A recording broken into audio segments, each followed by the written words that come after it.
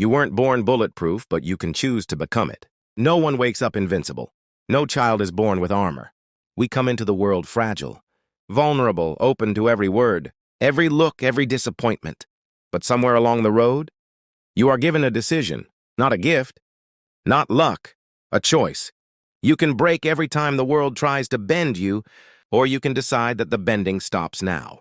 That from this day forward, the story changes. Not because the world got easier, but because you got harder to shake. The world will never stop testing you. There will always be someone who doubts you, dismisses you, underestimates you. There will be times you're overlooked, left out, mocked. And if you let every arrow hit the heart, you'll spend your life bleeding silently. But what if you decided instead that their arrows are invisible to you? That you are untouchable, not because you never feel pain, but because you no longer surrender to it? Emotional armor isn't about becoming cold. It's not about shutting down. It's about understanding that not everyone deserves access to the depths of you, that your emotions are sacred ground, and not every situation deserves your tears. Not every insult deserves a reaction. You gain power the moment you stop giving it away. The moment you say, I don't care how hard they push, I do not move. When you act as if nothing and nobody can hurt you, you don't lose your humanity. You regain your control. You take it back from the hands of every critic, every hater, every weak opinion disguised as truth. You stop explaining yourself to those who don't want to understand. You stop apologizing for your strength just because it intimidates the insecure. You walk into chaos with peace in your chest because you've already decided that nothing outside of you is more powerful than what lives inside of you.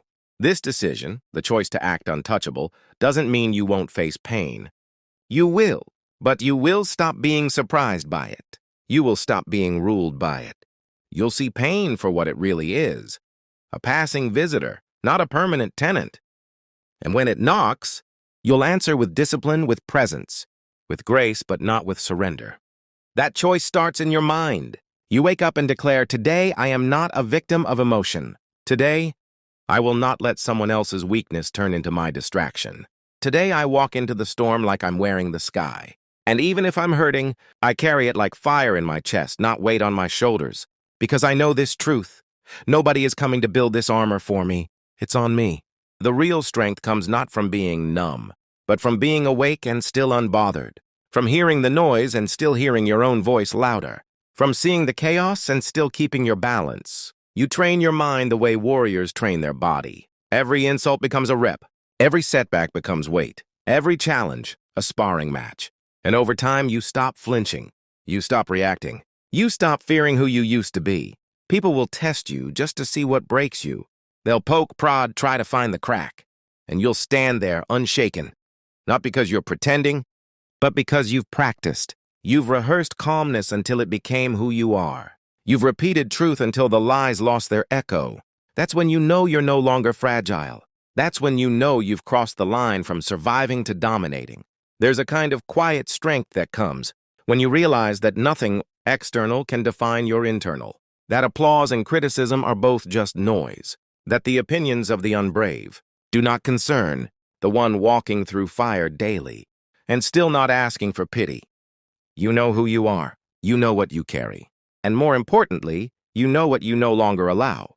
The world respects what stands unshaken. Look around you. Look at the ones who rise. They didn't wait for life to stop being hard. They just decided they would stop being soft. They hardened their focus. They guarded their peace. They carried their wounds like weapons, not excuses. And every time someone tried to break them, they got sharper.